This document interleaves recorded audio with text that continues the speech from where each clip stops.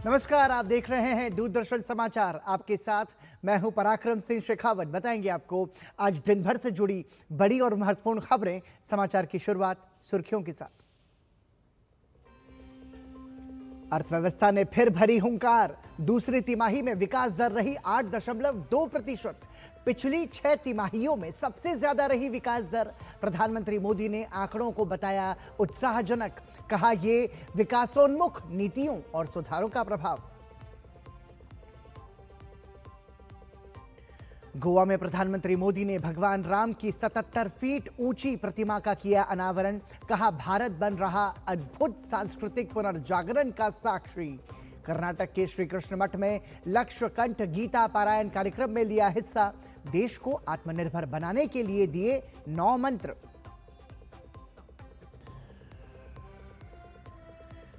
चार और 5 दिसंबर को भारत दौरे पर रहेंगे रूसी राष्ट्रपति व्लादिमीर पुतिन। 23वें भारत रूस वार्षिक शिखर सम्मेलन में लेंगे हिस्सा।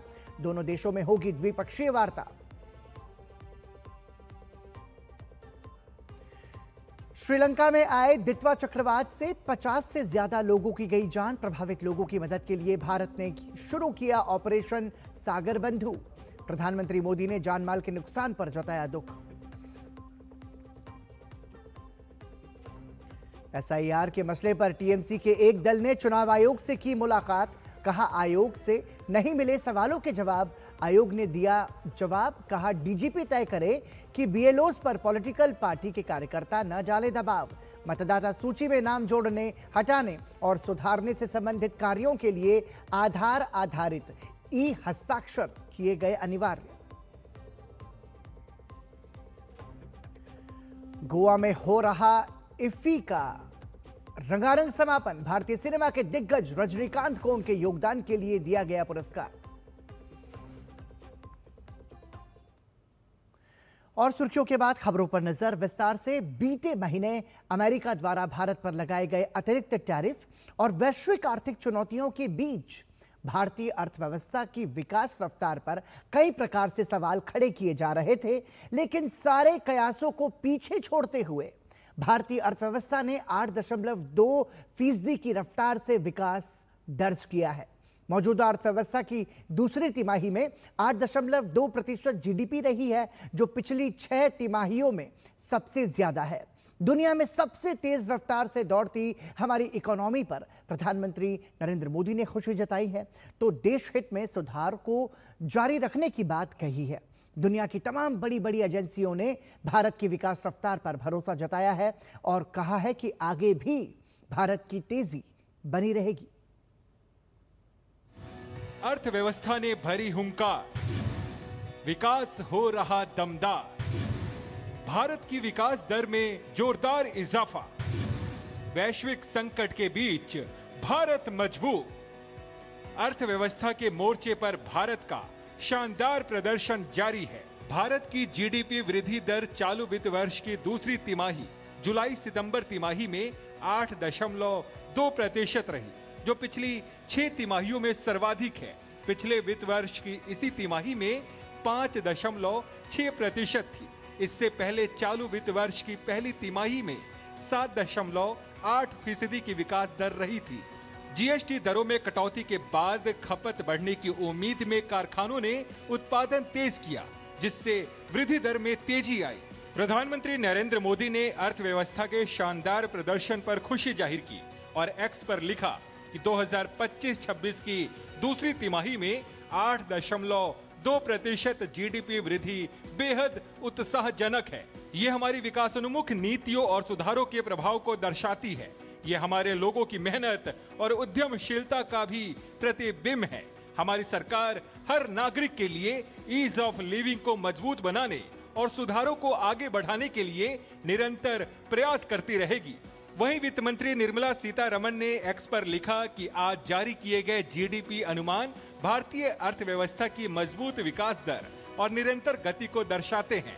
वित्त वर्ष 2025-26 की दूसरी तिमाही जुलाई सितंबर के लिए 8.2% की वास्तविक जीडीपी वृद्धि दर के साथ भारत दुनिया की सबसे तेजी से बढ़ने वाली बड़ी अर्थव्यवस्था है। चालू वित्त वर्ष में वास्तविक जीडीपी ने पहली छमाही अप्रैल से सितंबर में 8% की वृद्धि दर दर्ज की है। यह वृद्धि सतत राजकोषीय संयम, लक्षित सार्वजनिक निवेश और विभिन्न सुधारों द्वारा संचालित रही है, जिन्होंने उत्पादकता को मजबूत बनाया है और कारोबार करने में आसानी में सुधार किया है। कई उच्च आवर्ती संकेतक भी निरंतर आर्थिक गति और व्यापक उपभोग वृद्धि की ओर संकेत करते हैं। जीडीपी में ये इजाफा इसलिए भी अहम है क्योंकि आंकड़े अमेरिकी टैरिफ में इजाफे के बाद आए हैं। जानकारों का कहना है कि आंकड़े बता रहे हैं कि भारतीय अर्थव्यवस्था मजबूत है और आने वाले समय में भी ये तेजी बरकरार रहेगी। Major reforms which the government of India has started initiating earlier this year. It started by giving more income at the hands of the individual consumer by reducing the income tax rates, then by reducing the interest rates, which was the initiative of the RBI, and finally the last shot in the arm recently was the GST rationalization which the government of India undertook. So it needs to be seen as a result of the continued focus on reforms and ease of doing business which our government has initiated. इस बीच rating agency Moody's ratings ने शुक्रवार को भारतीय अर्थव्यवस्था पर भरोसा जताते हुए कहा कि भारत 2025 में 7% और 2026 में 6.4% की जीडीपी वृद्धि के साथ उभरते बाजारों और एशिया प्रशांत क्षेत्र में वृद्धि का नेतृत्व करेगा। रेटिंग एजेंसी मूडीज के मुताबिक वैश्विक संकट के बीच भारत के घरेलू वृद्धि चालक इसकी आर्थिक मजबूती को बल देते हैं। मूडीज ने कहा कि भारित औसत के आधार पर उभरते बाजार इस क्षेत्र में सकल घरेलू उत्पाद की वृद्धि को गति देंगे। Bureau report, DD news. केंद्रीय वाणिज्य मंत्री पीयूष गोयल ने सोशल मीडिया प्लेटफॉर्म एक्स पर लिखा, भारत की विकास गति बढ़ी। 2025-26 के लिए दूसरी तिमाही की जीडीपी वृद्धि दर 8.2% अनुमानित है, जो पिछले वर्ष इसी अवधि के 5.6% से तीव्र वृद्धि है। उन्होंने आगे लिखा कि विनिर्माण, निर्माण, वित्तीय, रियल एस्टेट और व्यावसायिक सेवाएं उत्पादकता बढ़ाने और जीवंत आर्थिक वातावरण में योगदान दे रही हैं। ये उत्कृष्ट प्रदर्शन प्रधानमंत्री नरेंद्र मोदी के नेतृत्व में नीतिगत स्थिरता और निरंतरता का परिणाम है, जो दीर्घकालिक स्थिरता और विकास को बढ़ावा दे रहा है। जीडीपी में यह इजाफा इसलिए भी महत्वपूर्ण है क्योंकि आंकड़े अमेरिकी टैरिफ में इजाफे के बाद आए हैं। वहीं जानकारों का कहना है कि आंकड़े बता रहे हैं कि भारतीय अर्थव्यवस्था मजबूत है और आने वाले समय में भी ये तेजी बरकरार रहेगी। The latest GDP data is great news not just for India but for the global economy, because this 8.2% growth has come at a time when the global economy is staring at a recessionary period. We at Tremitter feel that NRIs have played a tremendous role in India's growth story. This proves that India is the fastest growing major economy in this world. This remarkable growth is powered by strong domestic consumption, rising infrastructure spending, and a strong digital adoption across the country. If we see the macroeconomic indicators, then everything is going in our favor. Whether it is the increased disposable income, the large infrastructure spending, and other factors which are helping the economy propel with the large consumer base that we have domestically, as well as inflow of international funds, this is something where India is poised to remain at the top as far as economic indicators are there. I'm really very much happy after seeing the result of Indian GDP's growth in second quarter. It's really surpassed the assumptions of all the people, growing 8.2%. Thanks to the Prime Ministers for the Make in India, which is a real story of the growth and the driving force for the country's economy. And also there is a control over the inflations. So overall, India's GDP, obviously, it's going in a significant way, and we are #1 in the world in the last 2-3 years. This growth is without the full impact of GST rationalization kicking in, which took effect on 22nd of September. We feel that the effects of monetary as well as fiscal easing done by the RBI and the government are kicking in now. The growth was driven by very strong rural and the government expenditure.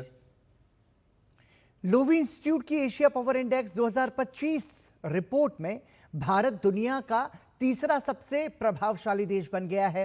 Bharat को 27 देशों में तीसरा स्थान दिया गया है। Bharat Asia की एक प्रमुख शक्ति है जिसने 2025 तक 40 अंकों की सीमा हासिल कर ली है। इस वर्ष इसका स्कोर 0.9 अंक बढ़ा है। भारत की आर्थिक क्षमता रैंकिंग एक स्थान सुधरकर तीसरे स्थान पर पहुंच गई है, जो जापान से आगे निकल गई है। मजबूत आंतरिक निवेश प्रवाह ने भारत को आर्थिक संबंधों में 9वें स्थान पर पहुंचा दिया है। सूचकांक शुरू होने के बाद से पहली बार इस श्रेणी में इसकी रैंकिंग बढ़ी है। प्रधानमंत्री नरेंद्र मोदी ने कर्नाटक के उडुपी में श्री कृष्ण मठ में आयोजित लक्षकंठ गीता पारायण कार्यक्रम में हिस्सा लिया। इस मौके पर प्रधानमंत्री नरेंद्र मोदी ने देश को आत्मनिर्भर बनाने के लिए 9 मंत्र दिए। प्रधानमंत्री ने कहा कि भगवत गीता केंद्र सरकार के ज्यादातर कार्यक्रमों के लिए प्रेरणा स्रोत रही है।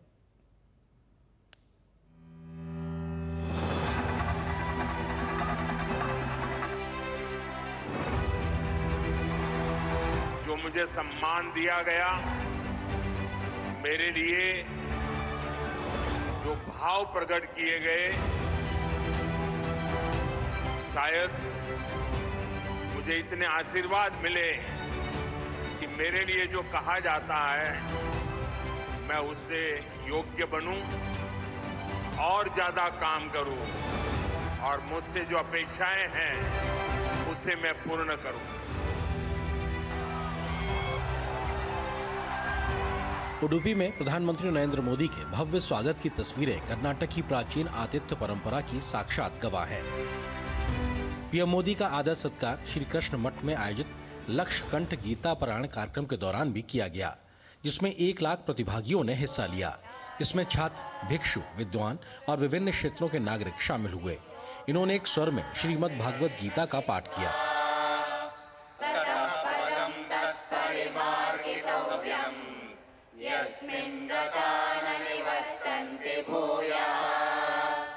प्रधानमंत्री नरेंद्र मोदी ने इस मौके को आत्मनिर्भर बनाने के लिए 9 मंत्र दिए। मैं आज आप सभी से कुछ संकल्पों का आग्रह भी करूंगा। हमारा पहला संकल्प होना चाहिए कि हमें जल संरक्षण करना है। हमारा दूसरा संकल्प होना चाहिए कि हम पेड़ लगाएंगे, देश भर में 1 पेड़ मां के नाम। तीसरा संकल्प कि हम देश के कम से कम एक गरीब का जीवन सुधारने का प्रयास करें। चौथा संकल्प स्वदेशी का विचार होना चाहिए। 5वें संकल्प के रूप में हमें नेचुरल फार्मिंग को बढ़ावा देना है। हमारा छठा संकल्प होना चाहिए कि हम हेल्थी लाइफस्टाइल को अपनाएंगे। हमारा 7वां संकल्प ये हो कि हम योग को अपनाएं, इसे जीवन का हिस्सा बनाएं। 8वां संकल्प मैन्युस्क्रिप्ट्स, पांडुलिपियों के संरक्षण में सहयोग करें। आप 9वां संकल्प लें कि हम कम से कम देश के 25 ऐसे स्थानों का दर्शन करेंगे जो हमारी विरासत से जुड़े हैं। प्रधानमंत्री नरेंद्र मोदी ने कहा, भगवान श्री कृष्ण ने गीता का संदेश युद्ध की भूमि पर दिया था और भगवत गीता हमें सिखाती है कि शांति और सत्य की स्थापना के लिए अत्याचारियों का अंत आवश्यक है। भगवत गीता हमें ये सिखाती है कि शांति और सत्य की स्थापना के लिए अत्याचारियों का अंत भी आवश्यक है। राष्ट्र की सुरक्षा नीति का मूल भाव यही है। हम वसुधैव कुटुंबकम कहते हैं और हम धर्मो रक्षति रक्षितः का मंत्र भी दोहराते हैं। हम लाल किले से श्री कृष्ण की करुणा का संदेश भी देते हैं और उसी प्राचीर से मिशन सुदर्शन चक्र की उद्घोषणा भी करते हैं। मिशन सुदर्शन चक्र यानी देश के प्रमुख स्थानों की, देश के औद्योगिक और सार्वजनिक क्षेत्रों की सुरक्षा की ऐसी दीवार बनाना जिसे दुश्मन भेद न पाए, और अगर दुश्मन दुस्साहस दिखाए तो फिर हमारा सुदर्शन चक्र उसे तबाह कर दे। इससे पहले पीएम मोदी ने कृष्ण गर्भगृह के सामने स्थित सुवर्ण तीर्थ मंडप का उद्घाटन किया और पवित्र कनकना किंदी के लिए एक कनक कवच समर्पित किया। कनकना किंदी एक पवित्र द्वार है जिसके माध्यम से माना जाता है कि संत कनक दास ने भगवान कृष्ण के दिव्य दर्शन किए थे। उडुपी स्थित श्री कृष्ण मठ की स्थापना 800 वर्ष पूर्व वेदांत के द्वैत दर्शन के संस्थापक श्री माधवाचार्य ने की थी। प्रधानमंत्री नरेंद्र मोदी गीता मंदिर भी पहुंचे और परिसर में स्थित विभिन्न पांडुलिपियों को देखा। ब्यूरो इनपुट के साथ उडुपी से नीरज और ज्योति की रिपोर्ट, डीटी न्यूज।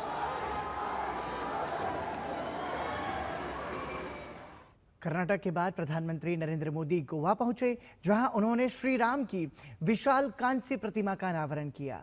प्रधानमंत्री नरेंद्र मोदी ने श्री संस्थान गोकर्ण पर्तगाली जीवोत्तम मठ के कार्यक्रम में हिस्सा लिया तो विशेष डाक टिकट और एक स्मारक सिक्का भी जारी किया। इस मौके पर प्रधानमंत्री ने कहा कि आज भारत एक अद्भुत सांस्कृतिक पुनर्जागरण का साक्षी बन रहा है।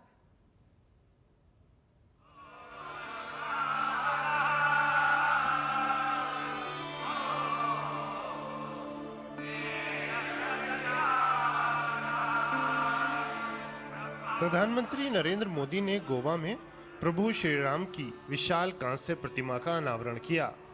श्री संस्थान गोकर्ण पर्तगाली जीवोत्तम मठ में स्थापित यह प्रतिमा 77 फीट ऊंची है। पीएम ने रामायण थीम पार्क गार्डन का भी उद्घाटन किया। मठ के 550वें वर्ष के उत्सव में हिस्सा लेते हुए पीएम ने कहा, युग बदले, चुनौतियां आईं, लेकिन मठ ने अपनी दिशा नहीं खोई बल्कि लोगों को दिशा दिखाई। ये मठ पीढ़ी दर पीढ़ी समाज को ये समझ देता रहा कि अध्यात्म का मूल उद्देश्य जीवन को स्थिरता, संतुलन और मूल्य प्रदान करना है। मठ की 550 वर्षों की यात्रा उस शक्ति का प्रमाण है जो समाज को कठिन समय में भी संभाल करके रखती है। पीएम ने इस अवसर पर विशेष डाक टिकट का विमोचन किया। पीएम ने एक स्मारक सिक्का भी जारी किया। अयोध्या में भव्य राम मंदिर, काशी विश्वनाथ धाम का पुनरुद्धार और उज्जैन में महाकाल महालोक विस्तार का उल्लेख करते हुए पीएम ने कहा कि आज भारत एक अद्भुत सांस्कृतिक पुनर्जागरण का साक्षी बन रहा है। रामायण सर्किट, कृष्ण सर्किट, गया जी के विकास कार्य और कुंभ मेले का अभूतपूर्व प्रबंधन, ये सभी उदाहरण बताते हैं कि आज का भारत अपनी सांस्कृतिक पहचान को नए संकल्प और नए आत्मविश्वास के साथ आगे बढ़ा रहा है। ये जागृति भविष्य की पीढ़ियों को अपनी जड़ों से जुड़े रहने की प्रेरणा देती है। पीएम ने कहा कि ऐसे समय भी आए जब गोवा के मंदिरों और स्थानीय परंपराओं को संकट का सामना करना पड़ा, लेकिन ये परिस्थितियां समाज की आत्मा को कमजोर नहीं कर पाईं, बल्कि उसे और दृढ़ बनाया। पीएम ने गोवा की आधुनिक प्रगति को भी सराहा।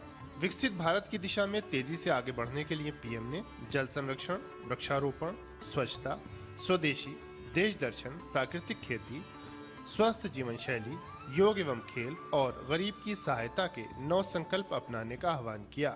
गोवा देश के उन राज्यों में से है जहां प्रति व्यक्ति आय सबसे ज्यादा है। देश के पर्यटन, फार्मा और सर्विस सेक्टर में इसका महत्वपूर्ण योगदान है। हाल के वर्षों में शिक्षा और स्वास्थ्य में गोवा ने नई उपलब्धियों को हासिल किया है। केंद्र और राज्य सरकारें मिलकर यहां के इंफ्रास्ट्रक्चर को आधुनिक बना रही है। श्री संस्थान गोकर्ण पर्तगाली जीवोत्तम मठ पहला गौड़ सारस्वत ब्राह्मण वैष्णव मठ है। ये द्वैत संप्रदाय का अनुसरण करता है, जिसकी स्थापना जगत गुरु माधवाचार्य जी ने 13वीं शताब्दी में की थी। गोकर्ण मठ में भगवान श्री राम की कांस्य प्रतिमा भगवान श्री राम के आदर्शों और मूल्यों को पालन करने के लिए लोगों को प्रेरित करेगी। अपने संबोधन में प्रधानमंत्री नरेंद्र मोदी ने देशवासियों से 9 आग्रह किए। ये 9 आग्रह विकसित भारत बनने की दिशा में रोडमैप का काम करेंगे। पंचप्रण और 9 आग्रह वो आह्वान है जो भारत को विकसित भारत ही नहीं, जगत गुरु भारत की संकल्पना को साकार करने में भी मददगार हैं। कैमरा पर्सन गौरव गिरी के साथ अश्विनी कुमार मिश्र, डीडी न्यूज, जीवोत्तम गोकर्ण मठ, गोवा। प्रधानमंत्री Narendra Modi Akhil Bharatiya DGP IGP conference में हिस्सा लेने के लिए रायपुर पहुंच चुके हैं। केंद्रीय गृह मंत्री अमित शाह और छत्तीसगढ़ के राज्यपाल रामेन डेका ने एयरपोर्ट पर प्रधानमंत्री नरेंद्र मोदी का स्वागत किया। 29 से 30 नवंबर तक आयोजित इस अखिल भारतीय कार्यक्रम में डीजीपी आईजीपी रैंक के अधिकारी शामिल होंगे। प्रधानमंत्री मोदी देश के सुरक्षा तंत्र को और मजबूत करने संबंधी विभिन्न विषयों पर अधिकारियों के साथ चर्चा करेंगे। बंगाल में एसआईआर के मुद्दे पर राजनीतिक घमासान जारी है, जिसके चलते बंगाल का सियासी पारा चढ़ा हुआ है। टीएमसी के एक प्रतिनिधिमंडल ने आज दिल्ली में मुख्य चुनाव आयुक्त से मुलाकात की और अपनी मांगों को सामने रखा। इस बीच भाजपा ने ममता बनर्जी और उनकी पार्टी पर दोहरा रवैया अपनाने की बात कही और घुसपैठियों के पक्ष में देश विरोधी एजेंडा चलाने का आरोप लगाया। इस बीच बंगाल सहित 12 राज्यों में एसआईआर का काम तेजी से जारी है और बंगाल में 87.91 फॉर्मों का डिजिटलीकरण भी हो चुका है। एसआईआर के मुद्दे पर पश्चिम बंगाल में राजनीतिक घमासान मचा हुआ है। टीएमसी और ममता बनर्जी लगातार इसका विरोध कर रही हैं। शुक्रवार को टीएमसी का एक प्रतिनिधिमंडल दिल्ली में मुख्य चुनाव आयुक्त से मिलने पहुंचा और अपनी मांगों पर विस्तार से बात की।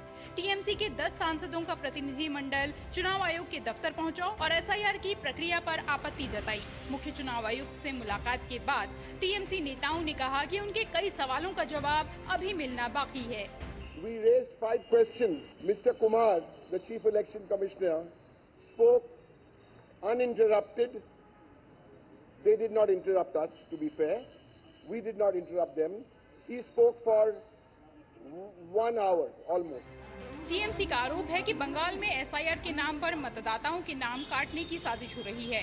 खास तौर पर अल्पसंख्यक बहुल इलाकों और तृणमूल समर्थक क्षेत्रों में बड़ी संख्या में नाम हटाए जा रहे हैं। इन आरोपों के बीच भाजपा ने टीएमसी पर हमला बोला है और कहा है कि बंगाल विधानसभा चुनाव में दिख रही हार की हताशा के चलते ममता बनर्जी झूठे आरोप लगा रही हैं, जबकि एसआईआर के चलते किसी भारतीय नागरिक के वोट नहीं काटे जा रहे हैं। जो लोग गए हैं उन्होंने एसआईआर का फॉर्म फिलअप किया है क्या? उनके परिवार ने किया है क्या? अगर किया है तो दोहरा स्टैंड आप क्यों ले रहे हैं? जैसे सुसाइड का न्यूज आया, कल मेरे पास एक न्यूज आया, एक दिव्यांग बीएलओ जिन्होंने 14 दिन में एसआईआर कंप्लीट कर दिया। ये पॉजिटिव न्यूज है, इसलिए ममता बनर्जी और उनकी टीम कभी नहीं बोलेगी। भारत की संसद को चुनौती देना संभव है। एक फेडरल स्ट्रक्चर में रहकर अगर मुख्यमंत्री ममता बनर्जी ने अपने आप को पश्चिम बंगाल की प्रधानमंत्री समझ लिया तो क्या चल सकते हैं? वो तो करना ही था और करना पड़ेगा।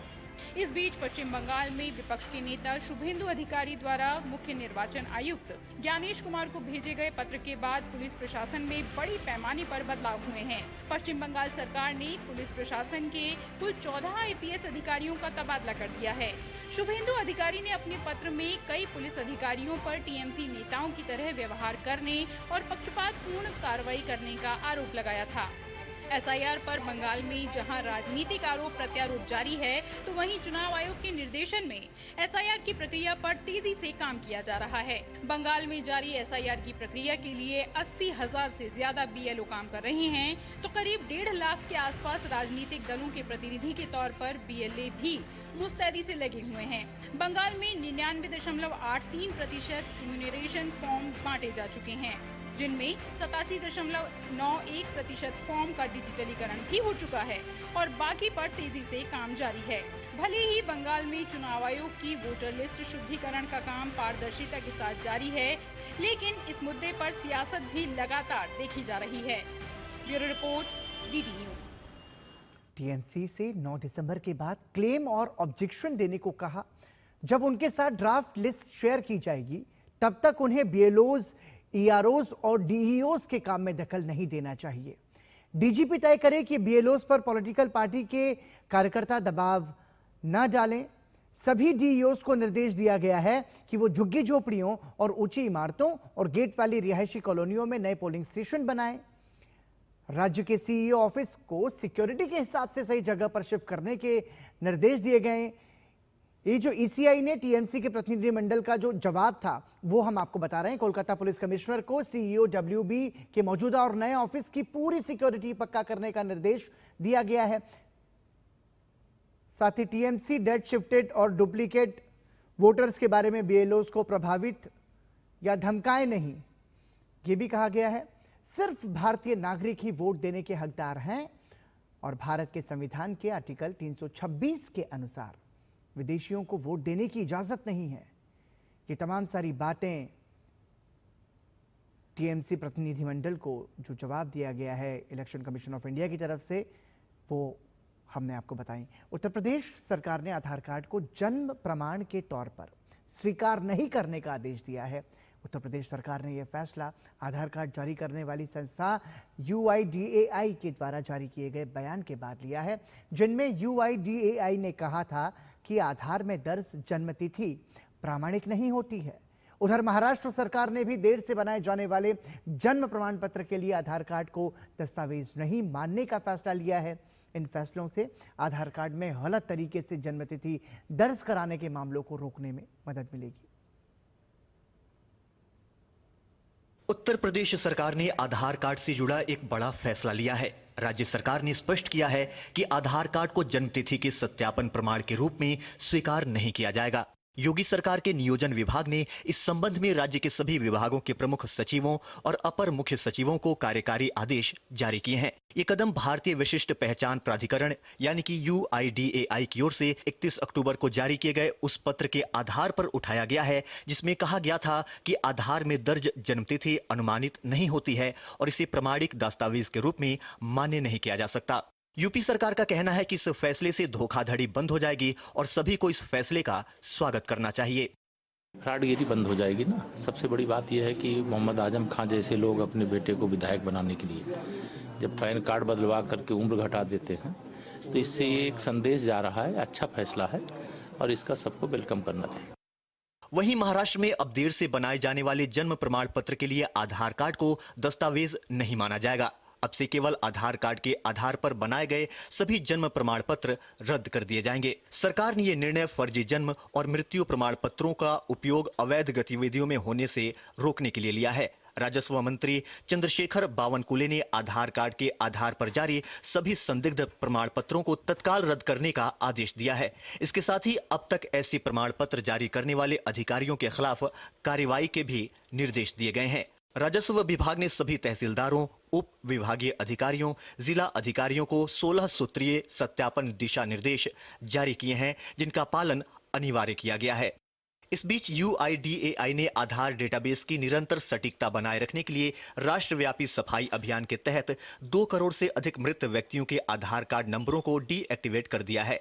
एक बयान के मुताबिक किसी भी व्यक्ति को पहले असाइन किया गया आधार नंबर दूसरे व्यक्ति को री असाइन नहीं किया जाता है। हालांकि किसी व्यक्ति की मृत्यु की स्थिति में ये बेहद जरूरी है कि मृत आधार धारक का आधार नंबर डीएक्टिवेट कर दिया जाए। ऐसा करना जरूरी है ताकि मृत व्यक्ति की पहचान का इस्तेमाल किसी भी फ्रॉड गतिविधि या अनाधिकृत तरीके से न हो सके। इन सबके बीच UIDAI आपको आधार से जुड़ी एक के बाद एक बेहद काम की सुविधाएं उपलब्ध कराने के लिए लगातार काम कर रहा है। पिछले दिनों नई आधार ऐप लॉन्च करने के बाद अब UIDAI उस ऐप में ही आधार से लिंक मोबाइल नंबर बदलने का फीचर उपलब्ध कराने जा रहा है।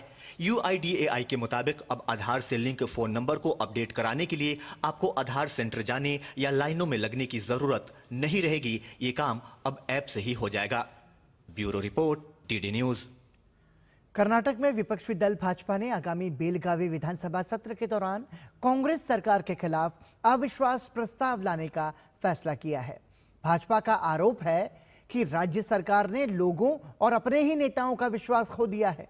पूर्व मंत्री वी सुनील कुमार ने कहा कि पार्टी इस मुद्दे पर अपने एनडीए सहयोगियों के साथ चर्चा करेगी।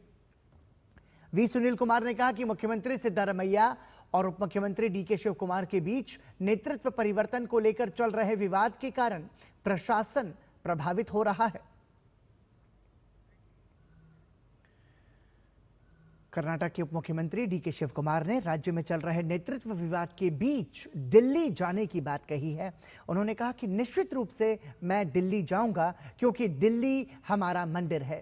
साथ ही डीके शिव कुमार ने कांग्रेस पार्टी के लंबे इतिहास का जिक्र किया और कहा कि दिल्ली से हमेशा मार्गदर्शन मिलता रहता है। जो कांग्रेस की नीति है हम उसके अनुसार ही काम करेंगे। Definitely, I'll go to Delhi because see, Delhi is our temple. Delhi is our temple. We have to go there. All of us are without Delhi, nothing can go. Congress party is a party with a big history, and always Delhi will guide us. We may rule here. Ultimately, we have a policy contained to the whatever the policies of the Congress party and the constitution. We have to work by that. So we'll go to Delhi whenever they call me and the party leaders, including my chief minister. We'll go there. रूस के राष्ट्रपति Vladimir Putin प्रधानमंत्री नरेंद्र मोदी के निमंत्रण पर भारत का दौरा करने वाले हैं। अगले महीने 4 और 5 दिसंबर को 2 दिन के दौरे पर राष्ट्रपति पुतिन भारत की यात्रा पर होंगे और वो 23वें भारत रूस वार्षिक शिखर सम्मेलन में हिस्सा लेंगे। उत्तर प्रदेश की राजधानी लखनऊ में आयोजित डायमंड जुबली और 19वीं राष्ट्रीय जम्बूरी के समापन समारोह में राष्ट्रपति द्रौपदी मुर्मू शामिल हुई। कार्यक्रम में राज्यपाल आनंदीबेन पटेल, मुख्यमंत्री योगी आदित्यनाथ और दोनों उप मुख्यमंत्री केशव प्रसाद मौर्य और ब्रजेश पाठक भी मौजूद रहे। भारत स्काउट्स और गाइड्स के इस जम्बूरी में देश विदेश से आए 35,000 प्रतिभागियों ने भाग लिया। अपने संबोधन में राष्ट्रपति ने संगठन द्वारा कठिन परिस्थितियों में किए गए सेवा कार्यों और एकता के संदेश की सराहना की। उन्होंने कहा कि भारत अपनी विकास यात्रा के महत्वपूर्ण दौर से गुजर रहा है और विकसित भारत के संकल्प को पूरा करने में युवा शक्ति की बड़ी भूमिका है। राष्ट्रपति ने युवाओं से आह्वान किया कि वो अपनी क्षमताओं का विकास करें और अपनी धरती को हरी भरी और खुशहाल बनाने में योगदान दें। स्काउट्स एंड गाइड्स को सबसे बड़ी विशेषता है सेवा का भाव। चाहे बाढ़ आए हो, भूकंप आया हो या कोई महामारी फैले हो, स्काउट्स एंड गाइड्स हमेशा सहायता के लिए सबसे आगे खड़े दिखाई देते हैं। इस संगठन की एक और विशेषता है राष्ट्रीय एकता की भावना को बढ़ावा देना। अलग अलग राज्यों, भाषाओं और संस्कृतियों से आने वाले युवा जब एक साथ प्रशिक्षण लेते हैं, साथ कार्य करते हैं, तो उनमें आपसी सम्मान, भाईचारा और टीम वर्क की भावना मजबूत होती है। 27 नवंबर को नई दिल्ली में आतंकवाद पर लगाम लगाने के मुद्दे पर भारत जर्मनी संयुक्त कार्य समूह की 10वीं बैठक हुई। बैठक की अध्यक्षता भारत के विदेश मंत्रालय में संयुक्त सचिव डॉक्टर विनोद बहाड़े और जर्मनी के शस्त्र नियंत्रण महानिदेशालय के निदेशक कोनराड आर्ज वॉन स्ट्रॉसेनबर्ग ने की। इस दौरान भारत और जर्मनी ने सीमा पार आतंकवाद सहित 22 अप्रैल 2025 को जम्मू और कश्मीर के पहलगाम में हुए आतंकवादी हमले की कड़ी निंदा की। दोनों पक्षों के बीच आतंकवाद विरोधी नीतियों और आतंकवाद के विरुद्ध लड़ाई के महत्वपूर्ण विषयों पर भी चर्चा की गई। दोनों पक्षों ने अपने अपने देशों और क्षेत्रों में खतरे के आकलन और वैश्विक चुनौतियों पर विचारों का आदान प्रदान किया। 56वां भारतीय अंतर्राष्ट्रीय फिल्म महोत्सव एक भव्य क्लोजिंग सेरेमनी के साथ संपन्न हुआ, जहां सिनेमा जगत के दिग्गज हस्तियों ने अपनी उपस्थिति से शाम को खास बना दिया। अवार्ड्स, परफॉर्मेंसेस और सम्मान के इस उत्सव ने एक बार फिर इफी की वैश्विक पहचान और सांस्कृतिक महत्व को मजबूती से रेखांकित किया। भारतीय अंतर्राष्ट्रीय फिल्म महोत्सव का 56वां एडिशन शुक्रवार को गोवा में एक शानदार क्लोजिंग समारोह के साथ खत्म हुआ। अवार्ड्स की रात में अच्युत गोपी, एक्टर रणवीर सिंह और दूसरों ने शानदार परफॉर्मेंस दी। इस इवेंट को गोवा के मुख्यमंत्री प्रमोद सावंत ने सम्मानित किया और संबोधित किया।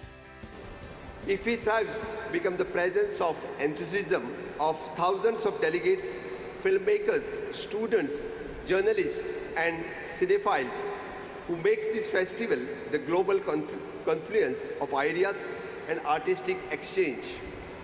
I thank each one of you for your participation, your curiosity and your dedication to the art of storytelling. Your engagement throughout the festival through screening, masterclasses, interactions and collaborations has made the 56th International Film Festival truly memorable and experience. Culture और cinema का mail इस शाम में cinema की सबसे बड़ी हस्तियां एक ही छत के नीचे इकट्ठा हुईं। सूचना एवं प्रसारण राज्य मंत्री डॉक्टर एल मुरुगन और सूचना एवं प्रसारण सचिव ने इफ्फी के शानदार पलों को याद किया। Our Prime Minister always thinks about Nari Shakti, the women's empowerment. For that, first time in this IFFI, 50 women directors movies are screened in this entire festival. So I can tell this stage, this platform to bridge between the globe to Indian. In Indian cinema, earlier people tell that it's a North Indian cinema, it is in South Indian cinema, it is in West Indian cinema, it is in East Indian. No, now all the cinemas are pan-India cinemas, all the cinemas are pan-world cinemas. It's indeed been the most memorable film festival. All of you would agree with this, and qualitatively, quantitatively, a festival which had wonderful films being played out, the film bazaar, the base film bazaar bringing in the record investments and buying and selling. At the same time, first time we have the AI hackathon, the creative minds of tomorrow bringing in close to 125 participants. All goes with the vision of our Honorable Prime Minister, who during the World Audio Visual and Entertainment Summit said, this is the dawn of orange economy. भारतीय cinema के दिग्गज रजनीकांत को उनकी शानदार 50 साल के सिनेमाई सफर और cinema की दुनिया में उनके योगदान के लिए सम्मानित किया गया। Cinema and acting. So even 100 years, 100 janams, if there is there, I would like to born as an actor, as a Rajinikanth. इस शानदार शाम में बहुप्रतीक्षित golden peacock award, silver peacock award के साथ ही अन्य पुरस्कार भी दिए गए। इफ्फी के 56वें एडिशन में 81 देशों की 200 से ज्यादा फिल्मों की स्क्रीनिंग हुई, जिनके वर्ल्ड प्रीमियर, गाला प्रीमियर हुए और अलग-अलग सेगमेंट में मुकाबला हुआ। यह शानदार क्लोजिंग सेरेमनी केवल अवार्ड्स नाइट नहीं बल्कि भारतीय और वैश्विक सिनेमा के जश्न का अद्भुत संगम रहा। इसी के साथ 56वें भारतीय अंतर्राष्ट्रीय फिल्म महोत्सव के सुनहरी यादों और समृद्ध अनुभव के साथ समापन हुआ। कैमरा पर्सन प्रमोद नेगी के साथ श्यामा मिश्रा, डीडी न्यूज़, गोवा। 30वां अंतर्राष्ट्रीय फिल्म महोत्सव ऑफ केरल IFFK 12 से 19 दिसंबर तक तिरुवनंतपुरम में आयोजित होगा। केरल स्टेट चलचित्र अकादमी द्वारा आयोजित इस 8 दिवसीय महोत्सव में लगभग 70 देशों की 200 से अधिक फिल्में प्रदर्शित की जाएंगी। इस वर्ष एक नया थिएटर जुड़कर कुल 16 स्थलों पर स्क्रीनिंग होगी। स्पिरिट ऑफ सिनेमा अवार्ड कनाडाई फिल्म मेकर केली 5 मार्शल को दिया जाएगा। इसमें 5 लाख रुपए, एक मूर्ति और प्रशस्ति पत्र शामिल हैं। यह पुरस्कार उन साहसी महिला फिल्मकारों को सम्मानित करता है जो सिनेमा के माध्यम से सामाजिक अन्याय के विरुद्ध आवाज उठाती हैं।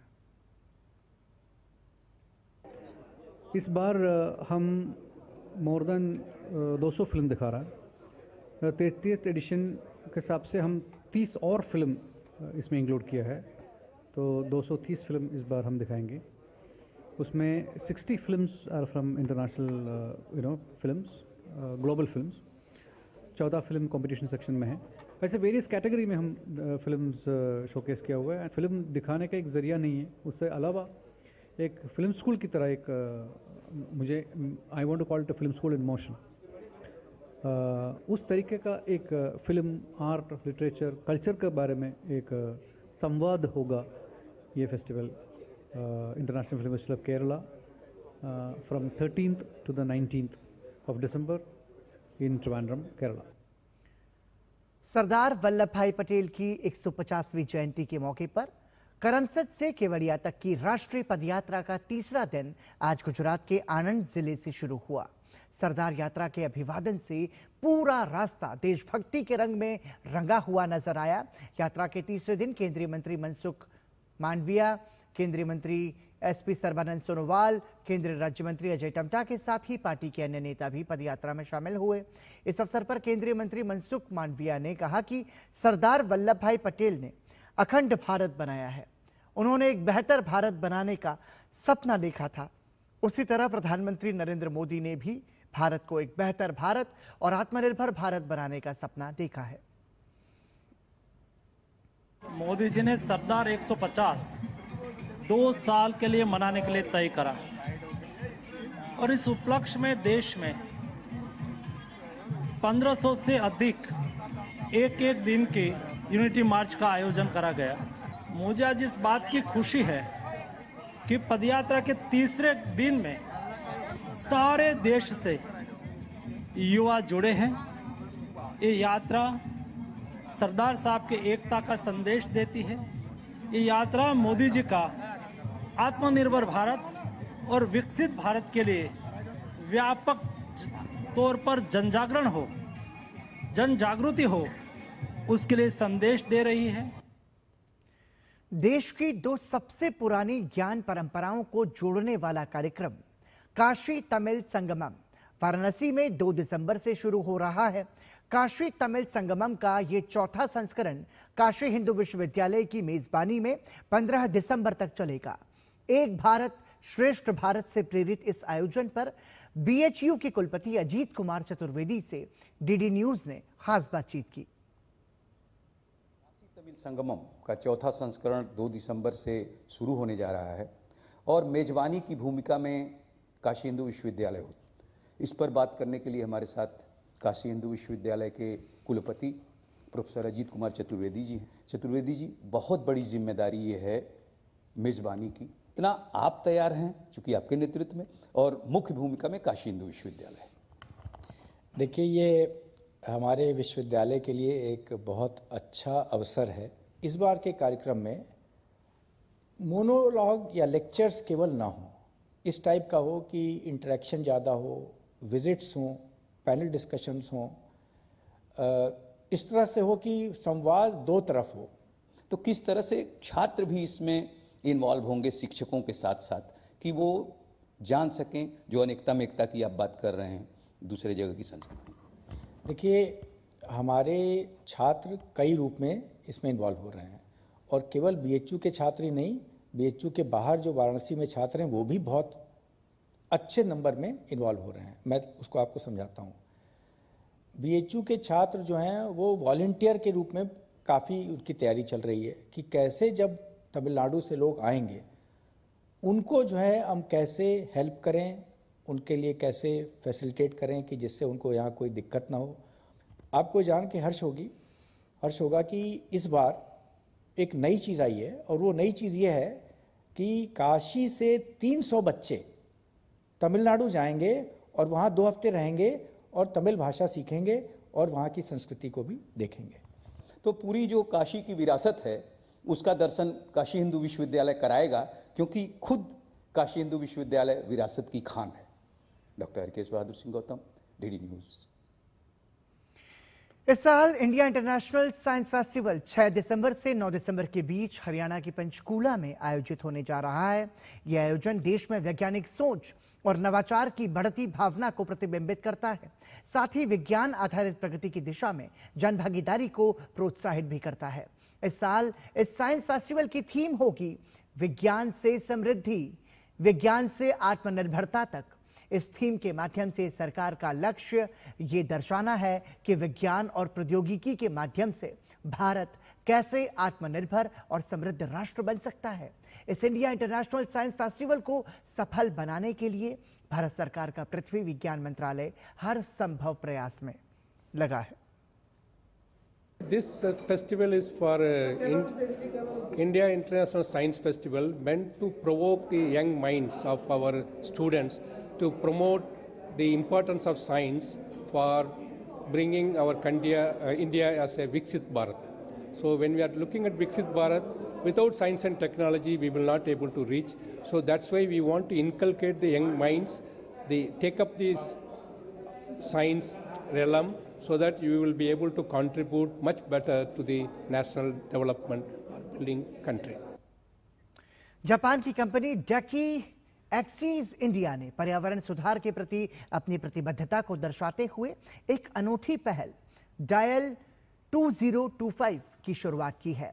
कंपनी ने भारत की 200 प्रमुख यूनिवर्सिटियों और आईआईएम के छात्रों को आमंत्रित किया है ताकि वो पर्यावरणीय स्थिरता, अपशिष्ट जल प्रबंधन और सार्वजनिक स्वास्थ्य इंजीनियरिंग जैसे मुद्दों पर अपने बेस्ट आइडियाज प्रस्तुत कर सकें। इस कार्यक्रम का आयोजन दिल्ली के होटल शांग्रीला में किया गया। कार्यक्रम में जापान के राजदूत और अन्य गणमान्य व्यक्तियों ने शिरकत की। इस अवसर पर कंपनी ने उपस्थित छात्रों से कहा कि उनके द्वारा प्रस्तुत किए गए बेस्ट आइडियाज को 3 महीने के भीतर मूल्यांकन किया जाएगा। इसके बाद चयनित 5 छात्रों को जापान का दौरा करने का मौका मिलेगा, जहां वो वहां के सफल पर्यावरण सुधार उपायों का अध्ययन करेंगे। डेकी एक्सीज इंडिया ने एक बहुत ही अच्छा एक अनोखी पहल यहाँ पे की है, जिसमें कि पूरे कम से कम 200 यूनिवर्सिटीज़ मैनेजमेंट और आईआईएम के बच्चों को बुलाया गया और ये हाइब्रिड में प्रोग्राम था और उनके लिए एक नया प्रोग्राम लॉन्च किया गया है, जिसमें कि उनके आइडियाज़ और उनको वो कैसे ये चाहते हैं कि कैसे भारत एक विकसित भारत बने 2047 तक और हम भी एक जापान की तरह एक कंट्री बन जाएं। ये इन सब आइडियाज़ के लिए उन सबको इनवाइट किया गया है। ये 3 महीने का प्रोग्राम है। कम से कम 3 से 5 जो बच्चे जो आउटस्टैंडिंग रहेंगे, कंपनी उनको अपनी तरफ से जापान का ट्रिप कराएगी और जापान में कैसे ये एनवायरनमेंट क्लीन हुआ, क्या उन्होंने लॉ बनाए हैं और कैसे ये आज एक वहाँ पे जो है क्लीन कंट्री हो गई है, वो एक प्रोग्राम लॉन्च हुआ है। बहुत अच्छी ये शुरुआत आज यहाँ से हुई है। श्रीलंका में दितवा चक्रवात ने तबाही मचाई है, जिसके बाद 50 से ज्यादा लोगों की मृत्यु की खबर है। श्रीलंका में हजारों लोगों को सुरक्षित स्थानों पर पहुंचाया गया है, तो भारत ने भी मदद का हाथ आगे बढ़ाया है। भारत की ओर से ऑपरेशन सागर बंधु शुरू किया गया है, जिसके तहत आईएनएस विक्रांत और आईएनएस उदयगिरी के जरिए कोलंबो में राहत सामग्री भेजी गई है। प्रधानमंत्री नरेंद्र मोदी ने भी तूफान के चलते श्रीलंका में हुए नुकसान पर दुख जताया है और भारत की ओर से हर संभव मदद का भरोसा दिया है। श्रीलंका में आए दितवा चक्रवात ने भारी तबाही मचाई है, जिसमें 50 से ज्यादा लोगों की मौत हो गई और कई लोग लापता हैं। पिछले 24 घंटे में 300 मिलीमीटर से अधिक बारिश के कारण जगह जगह भूस्खलन हुए, जिसमें सबसे ज्यादा जनहानि हुई। कई दिनों से जारी बारिश के चलते कई इलाकों में बाढ़ भी आ गई है। श्रीलंका में 43,991 लोगों को सुरक्षित स्थानों पर भेजा गया है, जबकि कई परिवार अब भी छतों पर फंसे हैं। राहत बचाव कार्य जारी है। अगले 24 घंटे में चक्रवात के और तेज होने की आशंका है, जिसके बाद शुक्रवार को सरकारी कार्यालय और स्कूल बंद कर दिए गए। प्रधानमंत्री नरेंद्र मोदी ने श्रीलंका में साइक्लोन दितवा से हुए जानो माल के नुकसान पर दुख जताया है। पीएम ने इस मुश्किल वक्त में श्रीलंका को ऑपरेशन सागर बंधु के तहत हर संभव मदद देने का आश्वासन दिया है। प्रधानमंत्री नरेंद्र मोदी ने सोशल मीडिया साइट एक्स पर लिखा है, श्रीलंका में चक्रवात दितवा के कारण जिन लोगों ने अपने प्रियजनों को खो दिया है, उनके प्रति मेरी गहरी संवेदनाएं हैं। मैं सभी प्रभावित परिवारों की सुरक्षा, राहत और जल्दी स्वस्थ होने की प्रार्थना करता हूं। हमारे निकटतम समुद्री पड़ोसी श्रीलंका के साथ एकजुटता दिखाते हुए भारत ने ऑपरेशन सागर बंधु के तहत तुरंत राहत सामग्री और जरूरी सहायता भेजी है। हालात के अनुसार भारत और मदद देने के लिए तैयार है। भारत ने नेबरहुड फर्स्ट पॉलिसी और विजन महासागर के तहत भारत इस कठिन समय में श्रीलंका के साथ मजबूती से खड़ा है। श्रीलंका में आई विनाशकारी बाढ़ के बाद बचाव और राहत अभियानों में भारत के विमान वाहक पोत आईएनएस विक्रांत को तैनात किया गया है। विदेश मंत्री एस जयशंकर ने एक्स पर जानकारी देते हुए लिखा कि ऑपरेशन सागर बंधु शुरू, आईएनएस विक्रांत और आईएनएस उदयगिरी के जरिए कोलंबो में राहत सामग्री भेजी गई है। आगे की कार्रवाई चल रही है। चक्रवाती तूफान दितवा श्रीलंका के तटीय क्षेत्र और दक्षिण पश्चिम बंगाल की खाड़ी के ऊपर गंभीर रूप ले चुका है। श्रीलंका में तबाही मचाने के बाद तूफान तेजी से उत्तरी तमिलनाडु तट की ओर बढ़ रहा है और इसके साथ ही 90 किलोमीटर प्रति घंटे की रफ्तार से तेज हवाएं चलने की आशंका है। ये तूफान 30 नवंबर तक तमिलनाडु, पुडुचेरी और दक्षिणी आंध्र प्रदेश के तट तक पहुंच जाएगा और इसके लिए मौसम विभाग ने उत्तरी तमिलनाडु के तटीय क्षेत्रों के लिए रेड अलर्ट जारी किया है। तो वहीं चेन्नई में बाढ़ की आशंका जताई गई है। मौसम विभाग ने 28 से 29 नवंबर को तंजावुर, तिरुवरूर और नागापट्टिनम में 20 सेंटीमीटर से अधिक बारिश की चेतावनी दी है। चेन्नई, कांचीपुरम और चेंगलपट्टू जिलों में 29 से 30 नवंबर तक के लिए भारी बारिश का ऑरेंज अलर्ट है। प्रशासन ने संभावित बाढ़ और नुकसान को देखते हुए तटीय क्षेत्रों में निगरानी बढ़ा दी है। Bureau report, DD news.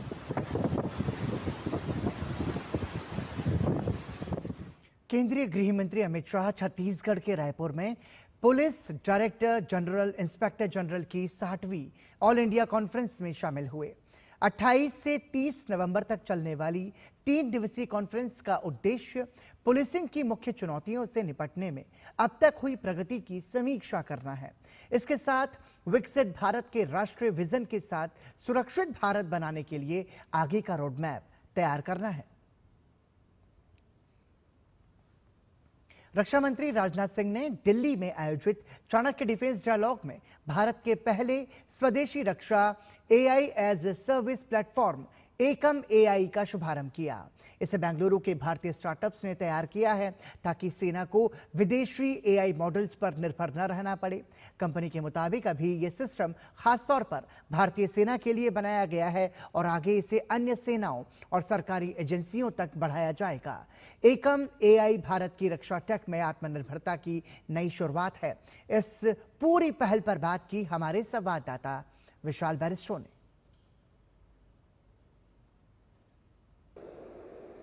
भारतीय सेना ईयर ऑफ रिफॉर्म्स मना रही है और ऐसे में टेक्नोलॉजी का एक बहुत बड़ा योगदान है। मेरे साथ यंग टैलेंट है जिन्होंने एक ऐसी चीज़ को इजाद किया है जिसे आज रक्षा मंत्री ने इनॉग्रेट किया है और वो है एकम AI जो LLM पे बेस्ड है, यानी कि लार्ज लैंग्वेज मॉडल।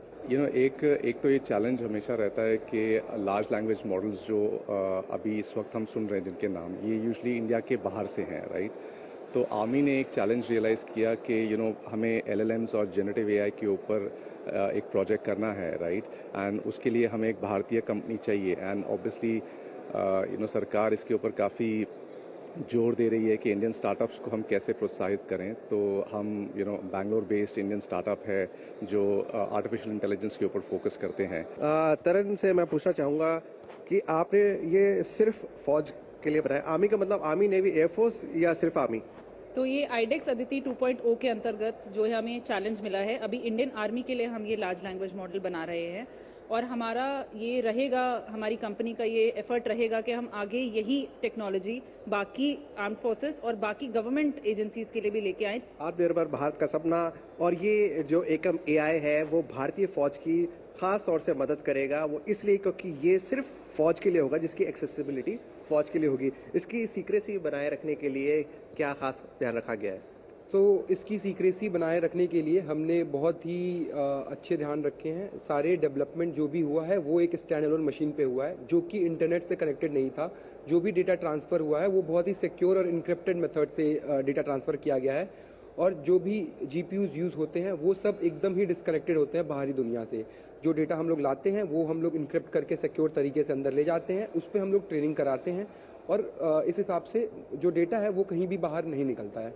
तो जैसे कि आपने सुना, ये स्टार्टअप कंपनी है, ये यंग टैलेंट है और AI के ज़रिए ये भारतीय फ़ौज को बहुत ज़रूरी मदद इन्होंने दी है और भारतीय फ़ौज का सोचने का तरीका भी काफ़ी इंटेलिजेंट हो जाएगा। कैमरामैन विमलेश के साथ मैं विशाल बैरिस्टो, DD न्यूज़, दिल्ली। और इसी के साथ ही समाचार में अभी के लिए इतना ही। दीजिए अनुमति। नमस्कार।